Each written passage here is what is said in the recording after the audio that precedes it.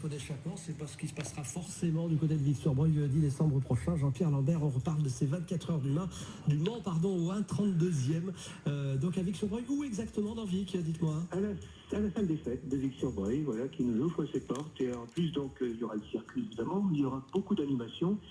Donc, il y aura les simulateurs, Simmersion, le groupe Compétition Système. Il y aura un challenge, il y aura 3 simulateurs. Donc, les spectateurs pourront courir à 3, les uns contre les autres. Ouais. Et le meilleur temps du week-end aura un lot qui sera donné avec une surprise par le circuit de Mornay, un circuit réel. Cette fois, Quand vous dites simulateur, ça veut dire qu'on est vraiment dans un siège baquet et on est comme dans un véhicule, d'accord. Avec les vibrations, les transpositions, le freinage, l'accélération, les virages, les informations de la voiture. Les virages, les dérapages, tout ça, on y a droit, quoi. Oui, les sorties de route éventuellement, tout, effectivement, pareil.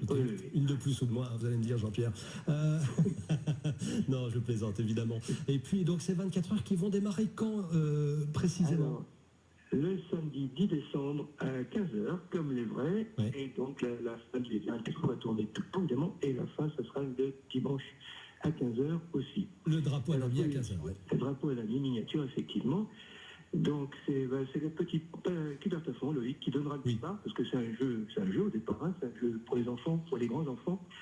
Et peut-être que ce sera Madame de Neuville, la mairesse, qui donnera le drapeau à Damier pour l'arrivée. Très bien. Vous nous racontez cette histoire, vous parliez de M. Cubertafon, effectivement, qui est un menuisier à Vic-sur-Breuil, et qui va vous construire une partie du circuit. Hein.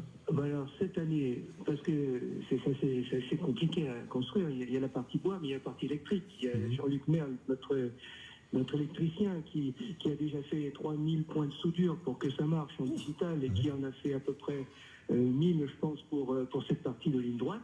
Donc, ce qu'on appelle la ligne droite d'Imaudière, qui fait 11 mètres de long, qui fait entièrement en bois, donc par Pascal Cubertafon, de Vic-sur-Breuil. C'est grâce à lui qu'on est à Vic-sur-Breuil.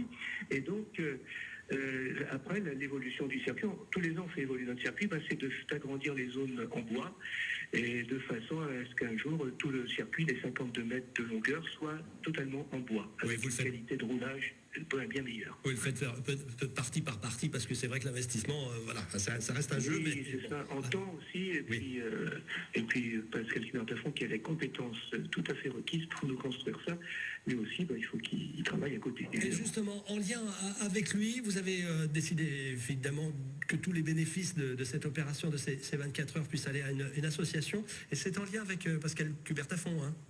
Oui, c'est ça, et puisqu'il connaissait cette association, donc spontanément, effectivement, tous les partenaires, tous les bénéfices seront reversés à l'association Trait d'Union, et je dois dire que cette association, puisqu'elle s'occupe des enfants donc atteints de cancer, a eu un gros écho par rapport à tous nos partenaires, et tous les gens sont hyper motivés pour aider, soit en temps, soit avec de l'argent, pour que cette manifestation soit une réussite, évidemment.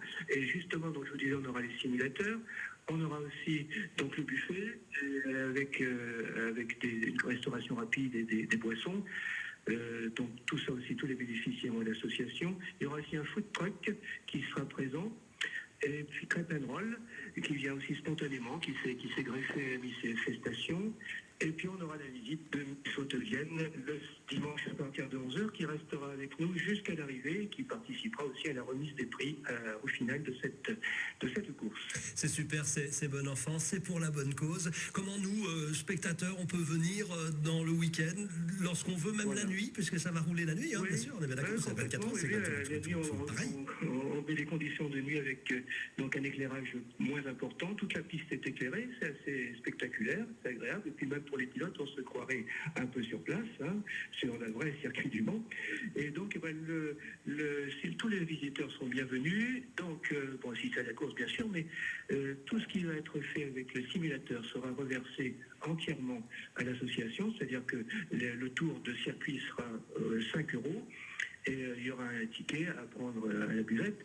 Et donc, après, tout l'ensemble de tout ça sera reversé donc, à l'association. Les gens qui tiennent le comité des fêtes aussi, qu'il faut remercier de Vic-sur-Breuil, participent aussi grandement.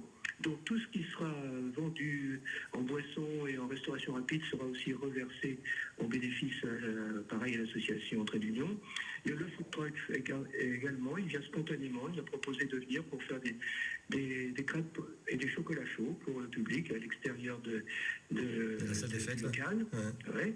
Et puis il y aura aussi le rétro racing. Voilà, le rétro racing qui amène ses voitures de collection anciennes, style R8, Gordini, Alpine et compagnie. Et pas des miniatures, là, hein, les vrais. Ouais, les vrais. Oui, on va faire des balades pour les gens qui le voudront, évidemment. Et pareil, le bénéfice sera reversé à l'association Trait d'Union. Et je remercie l'association Rétro Racing parce que c'est un pont tendu entre les voitures miniatures et les vraies voitures. Et on est tous amateurs, nous qui faisons des courses de voitures miniatures, amateurs des vraies voitures, évidemment. Bon, très bien. Eh bien, écoutez, Trait d'Union rappelle que c'est au bénéfice des enfants atteints d'un cancer, en soutien à ces enfants et à leurs familles. Donc, n'hésitez pas à aller faire un petit tour. On le rappellera sur France Bleu Limousin, bien sûr. Les 10 et 11 décembre prochains à Vic-sur-Breuil. Belle continuation à vous, Jean-Pierre Lambert. Eh ben, merci beaucoup pour votre accueil, comme chaque année. C'est très sympa de m'en parler de tout ça. Et puis, surtout que c'est au bénéfice de cette association. Donc, tout le monde se défonce, même les pilotes sur la piste vont se défoncer. Alors, si j'ai une anecdote supplémentaire, si vous me permettez, il y a donc l'équipe de Vic-sur-Breuil, par Pascal Tubertafond, qui sont 4, et en face, eh ben, leurs épouses ont décidé de faire une équipe féminine entièrement et vont leur tenir la dragée haute et m'ont dit qu'elles étaient là pour se battre contre leurs époux. Donc encore un challenge supplémentaire pour cette épreuve. C'est pas les 24 heures qui vont être difficiles, c'est les 48 heures après. Oui. Il y a de grandes chances. En tout cas, on suppose qu'il y aura une page Facebook, il y aura tout le nécessaire sur le numérique. Voilà. On va regarder dans le détail. Voilà, tous les détails pratiques pour venir vous rejoindre ce week-end des 10 et 11 décembre. À bientôt, Jean-Pierre. À bientôt. Belle continuation à vous. 17h25.